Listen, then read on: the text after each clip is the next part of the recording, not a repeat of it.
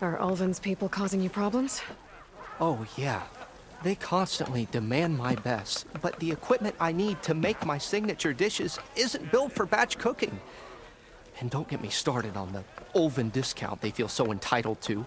And if you refuse? I make meals, no trouble. How did you end up in Chainscrape? Heard about a new and upcoming town at the edge of the frontier. Where there's a town, there's a tavern. I was in need of work. So I got myself out here and started cooking. Some of these people had never tasted proper boars and berries stew before. Anyway, next thing I knew, people kept coming back. Guess they liked my food. Or the ale. Your last customer mentioned your cooking really kept him going out in the wild. Where I'm headed, I could use some of that. I would be happy to oblige, especially since you have the decency to ask pleasantly. But my special groove griddle is no more. Without it, I can't cook any of my signature dishes.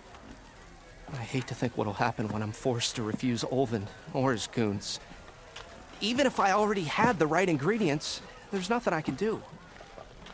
Unless you can source me a temporary replacement? what do you need?